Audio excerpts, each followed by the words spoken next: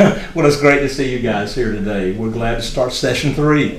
When we finish today, we're a little bit over the halfway point because we have 2 more major times. We're going to be covering faster material somewhat because what we've been working on is how to have an environment and how to have an atmosphere that your kids can thrive in. You know, we catch all those things atmospherically. When you walk into a cold room, and I'm not talking about just temperature-wise, you know it. You just know it. And you know it when your facial expressions, you know it. You can just sense it. And so, you know, if you ever have the displeasure of walking into my office, you'll usually see a candle burning because I want that presence for me, not trying to make it for somebody else. It's a calming presence. I deal with a lot of people who have a lot of things, and I have a lot of things myself, and I just need that calming presence that is there. I have soft light. I don't use overheads because it's just, you know, I have lamps in there. And so people say, "Are you trying to set a mood?" I said, "Yeah, and I need the mood," you know, and your kids need the mood, and you need the mood. We need to understand atmosphere is huge. Drew played competitive baseball at high levels, and you know, there's a mood in a game before a game. There's a mood. He was a closer. You know, he's not going to be the most talkative guy when it's time for things to happen. He's got to get ready to do his job. And so, you know, that's true in every bit of life. And what you don't want to do is play the role of a parent and like switch it because it's artificial at that point. You want to understand that part of your being is a parent. You will never stop being a parent. After your children leave, you will not stop being a parent. If your child, God forbid, were to pass and perish, you're still parenting that soul. You feel it. And I mean, there's a reality when you become a parent, as we said in the first session, you made something. Something in you yearned to come out. Something in you yearned to be expressed. And you wanted to touch the world. You created something that's going to live past you, Lord willing. You know, and you're going to be gone, and they're going to be here, shaking a rattle. How good is that? And the thing is, that baby is alive and will live forever. And it will have a lifespan on this earth that will touch. And so it's just amazing. And you know, until we think about it that way, we think it's just a stage you've got to get through. But parenting is not a stage you get through. Now, I will say this, there's different levels in parenting. Parenting grown children, parenting grandchildren, you know, as you go forward, and I don't mean, Becky and I blissfully have kids who take care of their kids, so we've not had to step into that role. But we're still parenting, grandparenting, you know, at that point. And it's such a critical thing, it's important. So that's what we want to, now here's the goal, here's what we want to project. I'm going to turn to Matthew. We haven't used a lot of scriptural references, we probably will today, a few. But in Matthew, Jesus gives us a prescription for non-anxious living. And it's really, you know, I turn to this passage often, and I've memorized it different ways, but I really like reading it in different translations. It's in Matthew chapter 6. This is right after Jesus had said, "Lay up treasures at last." Okay? He says this, "Your eye is like a lamp that provides light for your soul." Come on in, Jane. The women's study is here. The women's study. She went to the women's study. I think it's next door. Is it next? Here, I'll help her. We're not meeting. Jenny, the ladies are not. They're not meeting today. They weren't meeting today, just for all days. So this is a parenting class, and I didn't need that. Yeah, okay. Becky, I got through that. Becky, yeah. Wow. First time guest last week. Yeah. Hungry, and that's important. Yeah. Jesus said, "That's fine. That's fine. The light of the body is your eye. Your eye's like a light, and when your eye's healthy, your whole body's full of light. When your eye's unhealthy, your body's filled with darkness." And really, let's get down to verse 25. That's why I tell you, don't worry about everyday life. Whether you have enough food or drink or clothes to wear, life is more than food and body more than clothing. Look at the birds. They don't plant or harvest or store food in the barns. Your Heavenly Father feeds them, and aren't you far more valuable to Him than they? Can all your worries add a single moment to your life? And he goes down and says these things. Why do you have little faith? That's at the end of verse 30. So don't worry, verse 31, about these things. What shall we eat? What will we drink? What will we wear? These things dominate the thoughts of unbelievers, or people who don't know the divine, the God. But your heavenly Father knows your needs. So seek his kingdom above all else. Live righteously, and he will give you what you need. Don't worry about tomorrow. If your kids are going to college, if your kids are going to preschool, if whatever it is, if you've got a bad thing impending on your life, don't worry about tomorrow. Tomorrow will bring its own worries. And worries literally means the things that must be done. Today's trouble is enough for today. Now that sounds almost negative and fatalistic. That's not at all what it means. What it's saying is learn to live in the present. Learn to live in the present. We were talking about somebody being very positive a while ago. That person lives in the present. That person wants to say now is always happening. So those things are really important. Sometimes your anxiety about your kids is your anxiety about you. And that's what we have to just kind of deal with. So anyway, today I want to talk to you about the best thing you can possibly do for your child. Okay? This is really at the very top. Memorize the book of Leviticus. I'm kidding. Please don't write that down. I wanted somebody to look up and go like, I'm like trying to figure out what the heck you mean by that. Memorize the book of Leviticus. Learn how to lay an animal on the altar and cut it up. No, we are not going there, okay? We're not doing that today. Here it is. You ready? This is not hard to do unless you're totally unintentional. If you're just swept up, you can't do this one. But you need to be fully alive. If you're fully alive and facing life, your kids will feel it. They'll know it. It's the greatest gift you can give. Your kids know if you're living a life or if it's happening to you. They know. They know if you're cynical. They know if you think your best days are behind you, or if you think your best days are ahead of you. They know those things. Have you started any new things lately? New steps? Do you have plans to? When I said live in the present, I mean that, but it's also being in the present means you're looking to see what are the opportunities. What can be done now? Now, which doors are open? I've got to determine which ones to go through. If one's shut that I really want to go through, I've got to figure out why it's shut, and maybe I can get through that. You see, if you don't have plans, your kids know that. My kids know if I have plans for the future. Okay, they know that. I try to let them know what our plans are so that they won't say, can you keep the dogs? Can you keep the kids? Can you do this? No, we've got plans. I want to be able to share those with them. Do your kids know that you're pursuing the best life you can? Because that's what they want. That's what they're going to want. That's what you want them to want. Or do they know, well, I'm just going to live it and endure it. It can improve. There's a phenomenon happening in church work today. And I saw the term, and I realized when I saw the person talking about it, I said, people do that on everything. It's called quiet quitting. They're quiet quitting. I saw something in an article. And quiet quitting means you just kind of drop off. You're not angry about anything. You're lethargic, though. You don't want to stay with anything. Anything that puts a drag on your life, you quiet quit. And you're going, I'm just going to back out. People do that with church all the time. Now, you know what? People quiet quit at work.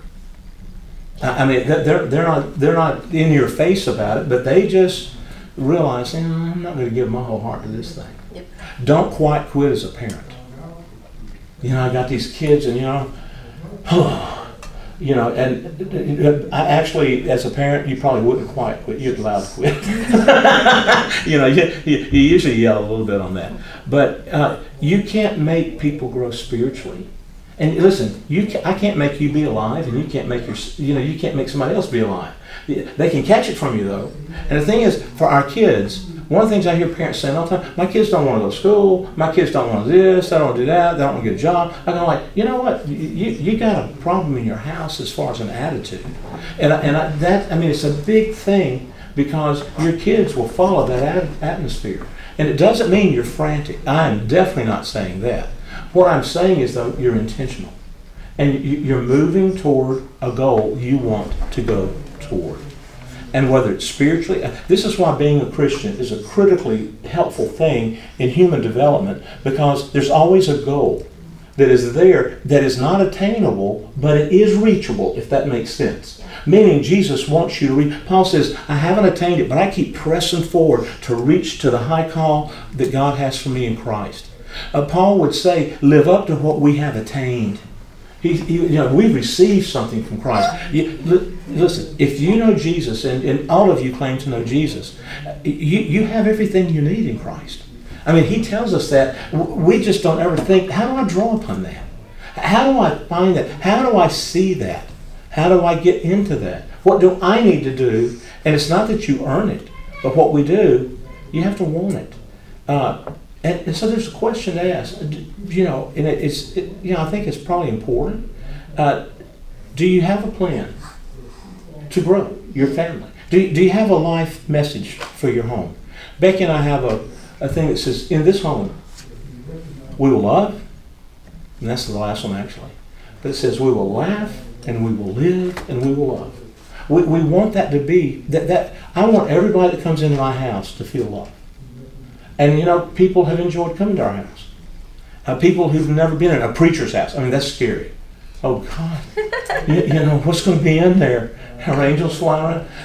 I did have a young man who had never been to a church in his life, and he came to me to do his wedding, and I had him come to the office to meet me for premarital counseling, just with him at the front. I didn't know his bride at that time.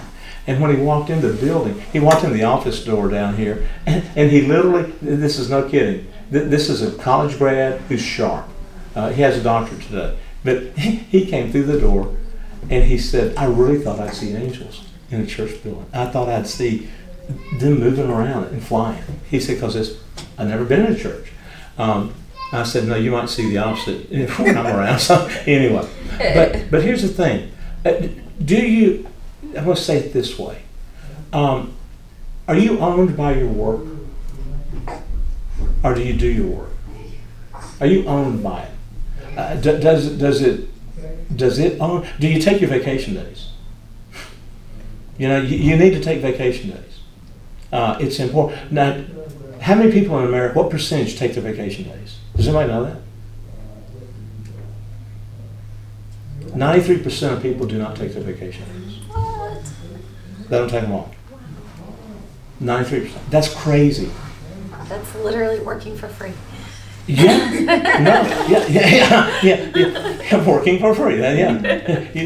And the other thing about that, I don't know what all that says. I don't know if that means they've quite quit and just don't they don't permanently. But I think it also means this: they're insecure. I think that they're afraid of being displaced, perhaps. And some of those things are legitimate, depending on what your economy is. I'm not poo-pooing that. But what I am saying, if you don't take time to replenish your soul, if you don't take your vacation days, I guarantee you what you don't do. You don't take time to worship God. Mm-hmm. Because that requires you to slow down. That requires you to be still and know that God's God. That means you could never find time to go to church. Yeah, I mean, you will always be busy. And that's the problem. And for your kids, they don't need to think life is frantic. Living your best life, being fully alive. Are you owning your own story? We talked last week about making sure you work through your things so your kids don't have to work through your things and their things. And I think it's really important that you face your darkness. You can face your fears. And you don't do that in front of your kids. That's not what I'm saying. But I will tell you, if they know you're working through those things and they know that you're growing, that is huge for your kids. Yeah, and it's not afraid. It's not a negative to tell your kids things that concern you.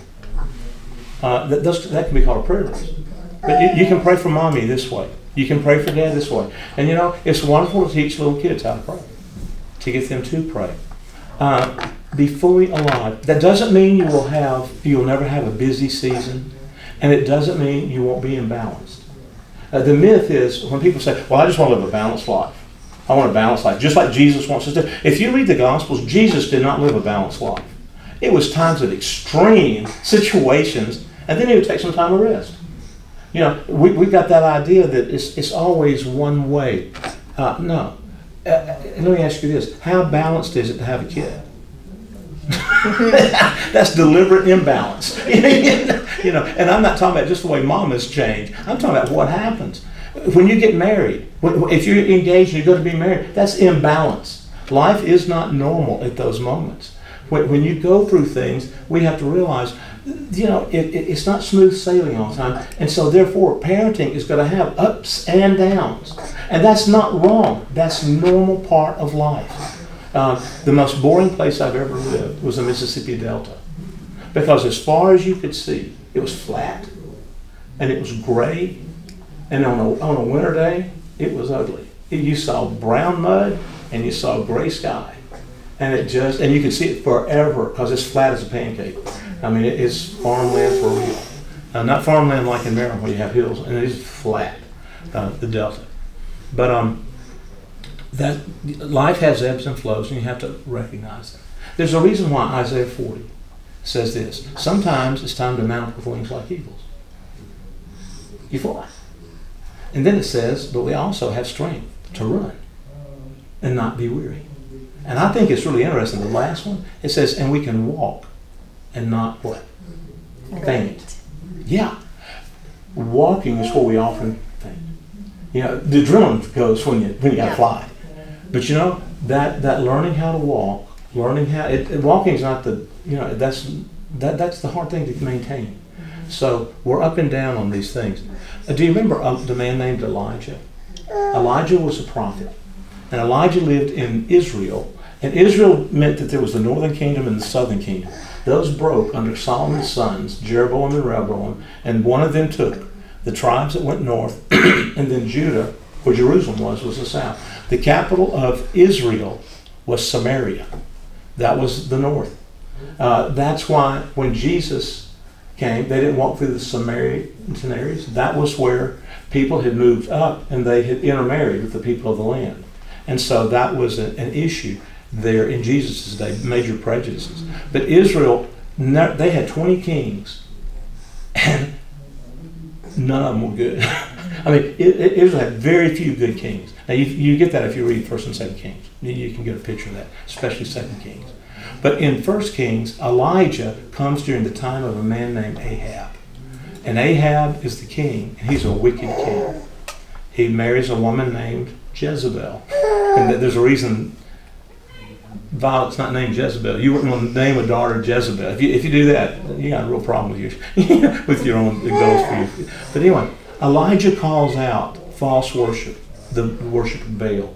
And he has a big battle on Mount Carmel. When I say battle, it's 450 prophets of Baal, and there's Elijah. And he says, we've got to quit doing this. God is God. This is killing. And they were in a 3-year drought, by the way, too. They're in a 3.5-year drought. And he said, God is displeased. And he said, let's do trial by fire. And he calls out the fire from the Lord. And what's so amazing, Baal's prophets had done it all day long. And they called out to the God of Baal, nothing happened. They got so frantic they were cutting themselves. They were saying, we're showing how devoted we are. It's frantic. And Elijah is mocking them. This is not a suggestion for our behavior. But Elijah was saying, why don't you call louder? Maybe he can't hear. Maybe your guy can't. Then he goes this. Maybe he's in the bathroom. Maybe he says all kind of crazy things. But he's really saying, you're worshiping something that's not even real. And then he says, I'm going to call down. It's my turn.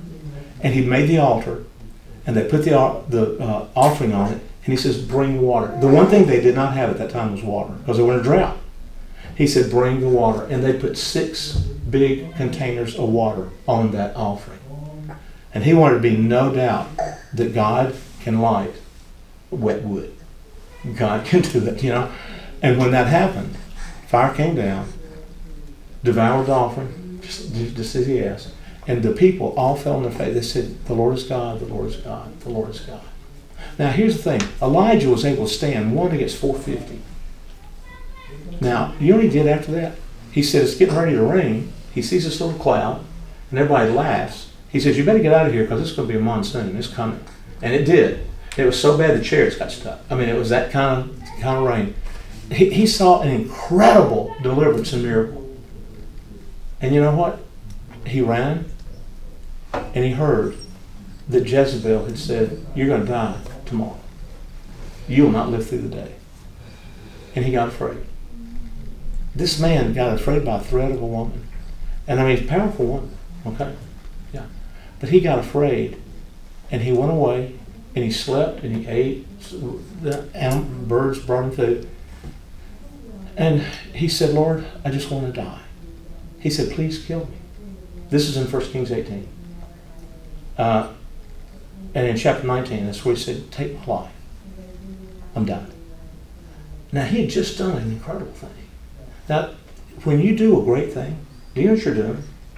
When you do a bad thing and you go through a hard time, you're doing the same thing both times. You're burning your emotional energy. And when your energy leaves, you're depleted.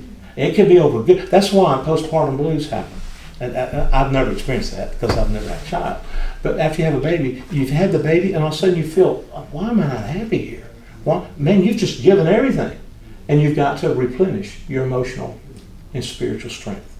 And that's important. That's what a husband needs to help at that point. Just know how to do those things to be helpful. But he prayed it out. And then the Lord said, what are you doing here? And he said, well, I stood for God, and I've done all these things, and she's going to kill me.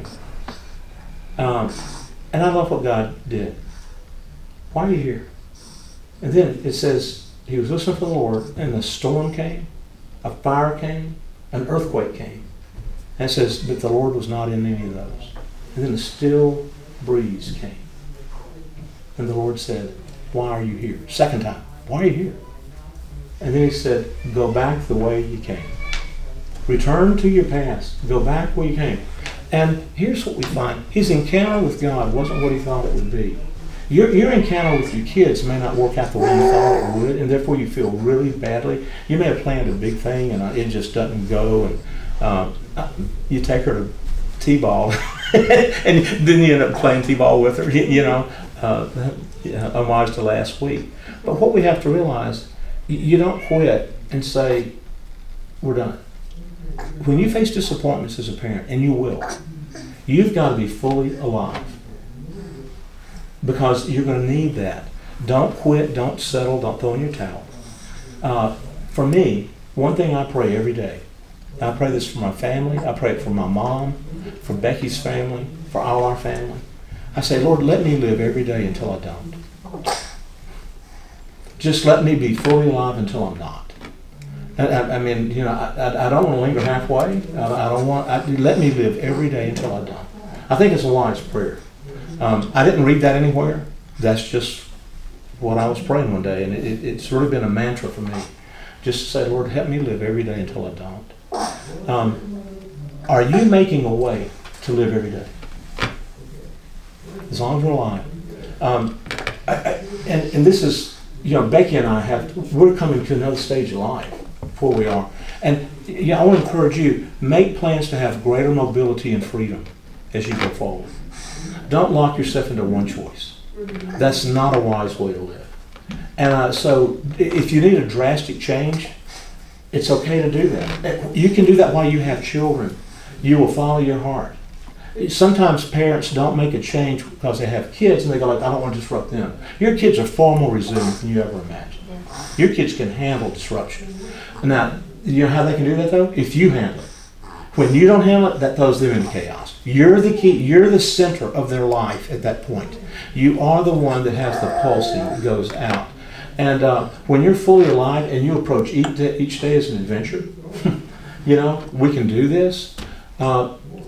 It works. And kids look for that. And I want to, every day, it needs to be, what am I looking to see happen today? I'm looking for something. We went through COVID. Was that a crazy time or not? Oh, yes. Are we through? Have we dealt with what it felt like at COVID? I'm not talking about the disease right now. I'm talking about the COVID season. You know, it's still got a lethargy on us. Now, for Becky and me, COVID was really interesting. And when things shut down, I'd never been in a time in American history it hadn't happened where a church was shut down for 17 weeks. Now, some parts of the country they didn't, but ours, you know, they were shut down for 17 weeks. That's 4 months in a day. You know, we started back on July 5th. Who would say our launch day is going to be a holiday weekend? That's not what you're going to do, man. We came back July 5th, but for Becky and me, the thing that happened for us, the distance we had, like because you were social distancing, the distance in our neighborhood made us closer to our neighbors. Because we were walking, we saw them, we talked to them, because you weren't doing everything else. And, you know, the distance ended up being closeness for us. We made friends during COVID that I would have never made. We just wouldn't have known. But I know people's names, I know the dogs' names, I know what they do. And, you know, that happened because of that. So I use that as an illustration because that was a drastic thing that happened to us. But even that has benefits for us. And it can make us feel closer. When you close down your heart, and it hardens, and you shrink, and you say, well, life's not that good anymore. Man, your kids, that has a devastating effect on your kids. So, you can go through a family disruption. You can go through a job loss. You can go through the loss of friends. You can go through things that happen in life. You can help your friends go through a divorce. You can go through a divorce. You can do these things, and you can say, Jesus, I want to live fully in my life. I'm not shutting the door for you to work in my life. And you know, what happens for you and me, we have to realize there are times to sacrifice because life isn't balanced. There's times you do things, and when I say be fully alive, it doesn't mean life is always happy. There's times you need to sacrifice for your kids. And you need to say, we're doing, but here's the deal. You do that intentionally, and you do that fully alive. You can lay things down when you know that, and your boys, your girls can get excited about that. This is a challenge we're facing. Becky and I, when we lived in Pittsburgh, we were not supported to a level we could really comfortably live financially. It was hard. And so when it came time for the boys to play ball, we couldn't afford what it cost to register them for football and baseball. Now, blissfully, this lady, who was an at-home mom at that time, had a nursing degree, has her license, but she felt called, and I felt it with her, that she wanted to dedicate that time to home editing the kids and be with the kids. And so that was a mutual decision we made. I never said to her, well, you could get a job or whatever, but she was always looking, how can we do things well? And so she finds out we can deliver phone books, yellow pages. That's back when you had phone books. This takes away all that money, okay? Yeah. Okay, but web pages and stuff. But you know, we had one car for 7 people, had a Nissan Quest van, and we would load that baby up, and we would get the boys and say, "Hey, we're going to go have an adventure." And we're going to. Becky rolled over one of the kids' foot one day, and he's never let her forget that. That was interesting, but it didn't break it, but it was just interesting. And Mom, you're on my foot. The wheel's on my foot, Mom. Because we had the door open, and you didn't have automatic doors back then. You had to shut a door and all that. So he's done. Anyway, so we would go out and we would take shifts of the kids, and we would go deliver phone books. And it would be. And some days Dad couldn't go. Mom would do that with the kids. And you know what, they say, well, we made $400 so we can do the sports thing now. And yeah, we celebrated that, and it was fun, it was joyful. And that we made a sacrifice for her to be at home with the kids. We did that, but we didn't go like, well, we don't have this. You find a way to do what you do with joy. Remember, generosity is the engine of the universe, and joy is the fuel. If we lose our joy, we don't have anything. That's the power. Does anybody want to share an anecdote? Or you're kind of alive when I tell that story, so you may have a common thing too. But yeah, anybody? Yeah, I mean, I think so. Ace's family growing up, like they used to put together those little capsules that they put in like vending machines. Oh yeah. For extra income, and Ace and I have been together since I was 14 years old. So I got in on this, and it was honestly some of the it just creates this bond. Like as a parent, like I would feel like I failed if I had to bring my children into that, like, you know what I mean? Like, but it's not a failure because it's creating a sense of a family team together, and it bonds you together on a common mission. And those things are so powerful. Yeah. And matter of fact, you're telling your story. Yeah. You're showing your story. And this is the thing that is way cool. When you get together for family deals and they all come home, those are the stories they tell. Yeah. Remember when we did this? Remember when we did that? Yeah. And sometimes it's when they did bad things too, you know. Yeah. Remember when we threw the egg and hit the subway going by? You know, we have those stories too that we have to do. But face it as a challenge. I heard we tried a paper route because that's something I could do at 4 in the morning and get that out of the way, and then I could go to work and do my things, you know. And we tried that. It didn't work out well because I had boys that could really throw. And that was the day before. And so we had papers around, okay? So when I heard a crash one day, glass break, I said, we're done doing paper routes. You know, that didn't work so well. And they took that route away anyway. I was just subbing in for somebody.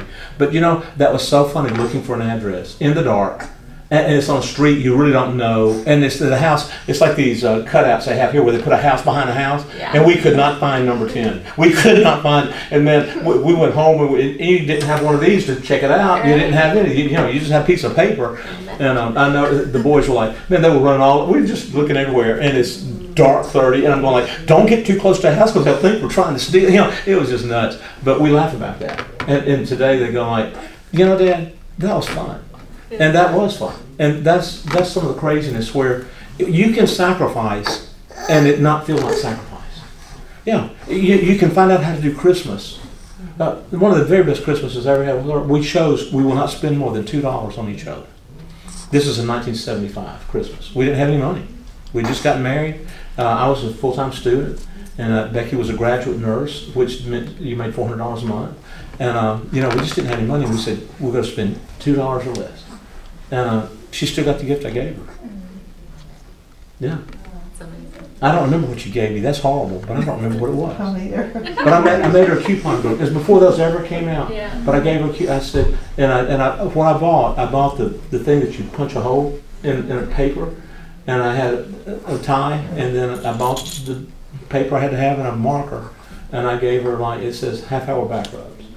You know, one day doing anything you want to do. I only had 1 or 2 of those in there, but I put those together. You know, but you know, it really that was special, and I just know that meant a lot. And so you can sacrifice to be right. Now, one thing I really want to, I heard a guy say something off the cuff one day. He wasn't trying to teach me, it wasn't in a lesson, but I just remember him saying this. He said, "Never tell your children you can't afford it." He said, "Don't tell them that." He said, "Now, it may be outlandish, it may be something you cannot afford. But," he says, "always tell your children, let's pray about it." We don't have the money to do that, but we'll pray about it. And maybe God will let us do it. Maybe He will teach us why we shouldn't do it. But, you know, and don't ever say we can't afford it. And, you know, that really rang true to me when I heard it. He said, what you're saying when you do that, you're saying God can't. Don't ever write God out of your family. And so, you know, early on, that was big for me. And Becky, you know, we did that. And we'd say, let's pray. And we'd say, we really can't afford this unless God provides. My kids, my twins in particular, wanted to play ice hockey. They really want to do that. And ice hockey was expensive, number one. It was like $800 a kid. Then you had to buy a uniform. Yeah. And that was really expensive. And then for us to have ice time, because this is a big thing in Pittsburgh, for us to have ice time, I had to drive to Cleveland 90 minutes to get ice time at 4 in the morning, 2 days a week. And I said, we could trust God for the money, but I tell you what, that would disrupt our whole family. We can't build our life around ice hockey. Right. That's just not what we do. And that was a hard decision, but they understood, and it's fine. And it's good. But you know, it's not bad to let your kids know you can't do everything you always want to do if you do it with grace. But you don't want to be that parent that just goes like, no, we can't afford it. What are you? That's a stupid request. That's not the way to treat that. So that's really important. Becky, do you have anything to say about that? That idea? One of the greatest joys of my life was, and it's something I've never forgotten, was when Adrian I guess he was 4, 3.5, 4, when we went to Colorado. Mm-hmm. Yeah, we planned a trip to go to Colorado. And we didn't have the money. We did not have the money to go. But I wanted to take him to go snow skiing, because I'd been out there several times with youth groups, and I wanted to go. Becky had never been, and I wanted to take her. And so we outlandishly say we're going to Colorado. And everybody at church, this is the Delta Church, they said, well, how are you going to do that? I said, I don't know. Well, we're just going to head out. And we were leaving on a Thursday morning. And I'll never forget, I didn't have any money. I had like $28. And I had a guy call me from the church.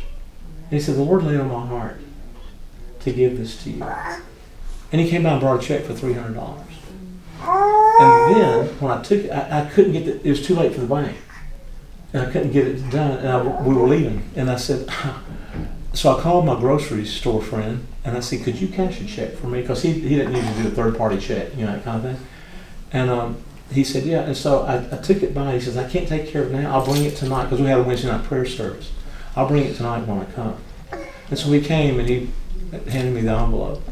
And I just put it in my Bible. He said, you didn't count it. I said, I trust you, dude. I don't have to think you'll steal my money. He goes, make sure you count it. And God had prompted him to put money in there. And so we head out on our trip, and it was all $20 bills. And at that time, a $20 bill meant something more than it means today. Oh, yeah. About 100 really meant something back in the day. But anyway, Aiden was sitting in the car seat after I got that envelope, and he looked at the envelope, and they just fell in his lap. And he had all these 20s in his lap. And he's going, Daddy, does this mean we can eat at McDonald's every day? To him, that was just the best thing you could do. That was a rare treat. Does this mean we eat at McDonald's every day? I said, son, we can eat at McDonald's every day. And God provided we stopped in Fort Worth, and somebody gave us money. And these are people I didn't know. God just blessed. And we just had the best time, other than the fact that Adrian, it was too cold to ice ski. He got on the skis and he goes like, I don't want to do this. And so we had the best snowball fight in the world. We had the best snowball fight. But the thing is, I'm so glad I didn't say to my son, we can't afford it. I'm so glad I said, and if we get part of the way, we'll just come home. But we're going to trust God on this. And it doesn't always work that way. I want to be really clear. But that was one of those moments. It's a lifetime story. Now, Aiden doesn't remember so much that she and I do. Yeah. That's when Tootsie, the movie, came out. And Adrian loved that song that was part of that movie. Now, this happened this week. I was meeting with a guy, put my keys on the table, and he goes like, you got that! This is a young guy who's in his young 30s. And he saw this, Becky, thing. And what this was free Wendy's Frosties for a year if you gave $5 to Children's Hospital in Pittsburgh. And I put it on the table. He goes, we did that up in Philadelphia, and you do this. And he goes like, I can't believe you got. He said, wasn't that just the best? And I went like, that is so crazy that I've just forgot that was still on my key ring. Mm-hmm. But I said that was a stocking stuffer we gave our kids because we didn't have money, and that gave us ice cream for a year. And anytime you went, if you just showed that card, you could get you a Frosty, and we'd go do that. And it helps us to remember it doesn't take a whole lot to be happy. It takes an attitude of being full. And by the way, God can provide the whole lot too. That's not a negative. But that's just really important. When you make the right kind of sacrifice, you can do that and be fully alive. So wrapping that up, live each day until you don't. Your kids know if you're living life or if you're just getting through. They know that. Live an authentic life that is real. A fourth observation. We've got a few more minutes here. Parents often come up to me. It's funny. They say, I really want to teach my kids something important, a Bible thing. I want to start teaching them. Okay? And I love what I say to them. I say, too late. You've been teaching your kids for years. Whether you know or not. Here's the point. You're always teaching your children. Always. Sometimes you use words. But you're always teaching your children. Your example, it is huge. You've been doing that since day one. Especially when you're not aware of it. That's why I spent a long time at the beginning, on the very front. You know, as we look at our life, we have to say, you know, I really want to enjoy my kids. That's so foundational, because you're always teaching your kids. And if you don't enjoy it, they know it. They know it. You want to have a conscious, an anxious presence, a calming influence on your kids. If you don't, they know that. That's a big thing we teach. Now, before you think, oh my God, I screwed up my kids. Kids are resilient. Did you hear me say that a while ago? Kids are incredibly resilient. Now let me ask you this. What you teach is important to your kids, but how you teach is more important, quite honestly. The how, a good teacher makes life happen. Question here. How teachers teach makes all the difference. Here's my question. Do you have a favorite teacher you had? Who was your favorite teacher that you ever had? I want somebody to answer. Dr. Emilio Rodriguez. Who? Dr. Emilio Rodriguez. Dr. Emilio Rodriguez. Yeah. Teaching you what? He was a professor of international studies in college, and he was so personable. Just really not like lecturing. He was just like having a chat with you. He would invite us over to his house and for dinners, and I mean, wow. And just like conduct lessons that way. Even he was just. Did you ever go to Emilio's house? Yeah, I do know. I do know him. Yeah. Did he have a positive effect on you too?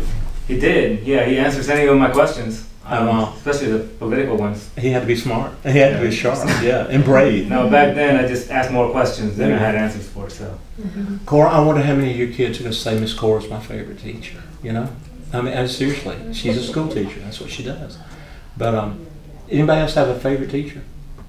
I had one. Okay. Yeah, Miss Rosenberg. She just saw me and she just gave me attention, and she was patient with me. At what age were you then? High school. High school, okay. Yeah. High school. Yeah. Okay. How about you, Cora? I would say mine was my first grade teacher, Miss Christ, and I just remember having fun in her class and her helping me make friends and stuff.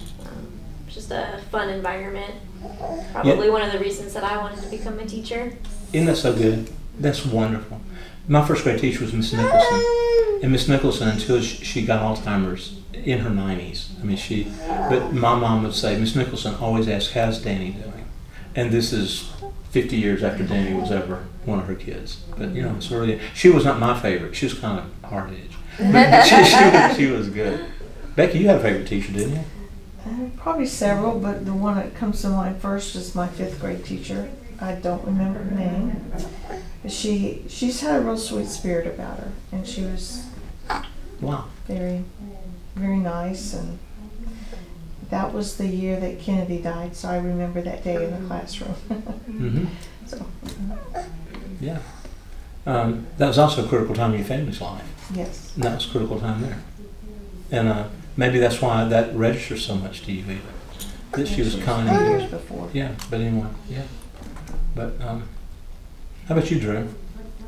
A lot of class I just found a way to pass, and did well. But I think if I'm thinking of impact, he was just an online teacher, but Dr. Allman at DTS. Okay.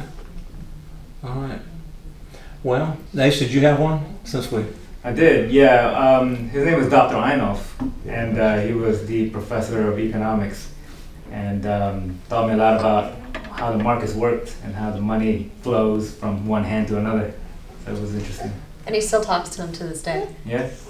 Well, you're a disciple for sure, and you're making disciples. So I mean, that's interesting. That's good. You know, a good teacher, just and you know what? You may not remember the subject they taught you as much as you remember they were a teacher. Yeah. And they blessed you. That's what you have to remember about your kids. You know, when people go like, well, I'm afraid of what I might make a mistake teaching them the wrong, I say, no. If it shaped you, if it helped you be a better person, that's a good lesson to teach your kids. Those are good things to do. If it didn't help you, don't worry about it. You don't need to teach that stuff. I mean, that's really, really important. But it's important to know that your kids are learning from you. And I'm going to give you a quiz here just for a minute, okay? Because this will set a tone for with you and your kids. Pop test. And I learned this from somebody. I don't know where they got it. But let me just ask you 7 questions. And I want you just off the cuff, if you can think of these, okay? Number 1, growing up, did you want the kind of life your family had, your parents had? And you don't have to answer this, okay? But growing up, did you want the kind of life your parents had? Number 2, did your parents see life as a trial to be endured or an adventure to live? Third, did your parents did your parents' worldview, their faith, and their path work for them? I mean, just the way they viewed life, did it really work for them? Did it bring them joy? That's a big question to ask. Now, these are not questions where you're evaluating. We're just asking, how did you think, okay? Did you want to have a marriage like your parents had? Did you want to have that? Did your parents pursue their dreams, or did they settle? And did they give you a settling mindset? Now, did your parents wake up each day with a sense of anticipation, or with the idea that they just had to get through it? And then lastly, did your parents work through their wounds and their issues? Did they find healing? Or do you have to work through their unresolved pain and those things? Now, people generally have a pretty clear answer to those questions. And what that lets you know, most of us don't have oh great, it was perfect, okay? But here's the thing, you're here, you're wanting to be a better parent. You're here, so you learned something from them, whether it was good or bad. I learned some really good things from my parents. Matter of fact, I go through those questions and it brings me a lot of joy thinking about it. But I learned some things not to do from my parents. I learned some things that I wouldn't want to do. It wasn't all good. And so take the fear away from you that you say, well, what if I make a mistake? What's going to happen to them? You're here. And so we need to understand you learned something, just like your kids learn from you. And you can learn negative lessons, you can learn positive lessons. And it doesn't mean you have to agree. That's the good news. I don't agree with my family on a lot of things. They live in another world from me in the Deep South. And they view life very differently on everything, just virtually everything. But I love them. And we can be there, but you know what? I couldn't live there. Meaning in that kind of mindset, I couldn't do that. So, but they learn from my parents too. So it doesn't mean that we're all the same. And they're happy. By the way, they're not unhappy. They think I'm the crazy one. Why don't you come home, man? This is home. And I go, well, not from where I'm from, So your kids are not different. They're watching you like you watched your parents. And you learned something from your parents, good or bad. You did learn something from your parents, because parents are always teaching their children, whether they mean to or not. They find out what makes you angry. How do you act when you get angry? They find out, your kids will find out, do you enjoy life or not? They know that. They know your work ethic. That's a huge one. That's huge. Somebody asked me one day, what did I have to do to get my boys to be successful workers? Because they all are. I said nothing. I never had to tell them. They go to work and do that. They just picked it up and went with it. And whether it's playing football, whether it's playing baseball, whether it's doing their work, they just do it all the same. They go for it. And that's really, really an important thing. And I got that from my dad and my mom. Incredible work ethic. And they didn't measure their life. The thing I love about it, they didn't act like you're a failure if you don't do it 100% all the time. They knew how to work and they knew how to rest. My dad, as an engineer, he knew how to pace himself. And it's a reason I lived to be 92, some of those things. But you're always teaching your kids. Are you grateful to be alive? That's a huge thing you find out. My mother's 88, and she has incredible arthritis, rheumatoid arthritis, where her hands are totally misshapen. And she can't open things. Like she can't turn a car key. Like she had to get a push button car because she couldn't turn the key. And she showed me the other day. I said, "How did you get that jar lid off of that?" She said, "Oh, I made this." And she, underneath her counter, she put a wedge of wood here, and it has rubber on the end. She said, "I put it on there, and I can turn the whole jar. I just can't do the lid." And I go like, "You're incredible." I mean, she's invented. You know, she finds a way to do. Becky's always looking for things to help her. We give her gadgets at Christmas, like how to make your hands work, you know, that type of stuff. But here's the thing. There's a great lesson in Torah. In Torah's Old Testament. In Deuteronomy, listen to what it says about teaching children. And this is very, very foundational. This is in Deuteronomy chapter 6. Deuteronomy is the 5th book of Torah. Torah means law. But here we go. You ready? Chapter 6. In the future, your children will ask you, what's the meaning of these laws, these decrees, these regulations our Lord has commanded us to obey? What does it mean? This is what you tell them. We were Pharaoh's slaves in Egypt, but the Lord brought us out of Egypt with a strong hand. And the Lord did miraculous signs against Pharaoh and all his people. He brought us out of this land. Now, look what it says in verse 7. Go back to there. These are the commands I give you, verse 6. Repeat them again and again to your children. Now, it doesn't mean drone. Listen to what it says. Talk about them when you're at home, when you're on the road, when you're going to bed, and when you're getting up. You know what it's saying? You teach by the way you live. You're always teaching, and sometimes we use words. It's really, really important to know that your children know you're fully alive and that you realize you're teaching. We'll pick up on that next week. The most unnatural thing in the world to do for your child, this is unnatural, it's kind of crazy, it's something I did, and this is a moment of failure in my life as far as being effective. I determined we were going to have family devotions, and we were going to do it a certain way. And we'd sit down, and I'd get them on one long couch. You'd see 5 little boys sitting over here, Mom would be over here, and I'd be over here. And I would read, and I'd say, "What'd you get? What'd you get?" And sometimes you don't get anything. And it depended on what, I wasn't reading the most compelling stories. You know, I wasn't doing things to draw them in. But I was trying to let them know that I wanted them to understand the Bible. I did it very ineffectively at times. We learned how to do that better. And we grew in that. And we did have family, we called it, remember what we called it, Beck? Wisdom search. We're going to look for wisdom. And today we're going to look for it. And if you can find it, you get the reward today. And the reward may be first helping the food at the table. It may be your choice of glasses because they like whichever cup, you know, they had their own thing. But you know, we did a wisdom search with them. And that worked. That was magic. And we'll talk about how we did that later. But I want to encourage you, just remember, you are the center. It doesn't matter what program you put your kids into, you are the chief teacher of your children, always. And sometimes we use words. Sometimes we don't, but we learn that way. And I didn't overstate it last night when I wrote that email. The most important thing you can do for your children is to be fully alive. That's really true. You cannot, I can't put that into enough words, but if you have wonder about life, and wonder comes from joy. There's something here for me to learn and to grow with. And joy will give you energy. And the joy of the Lord is our strength. Yeah, Nehemiah 8:10. The joy of the Lord is our strength.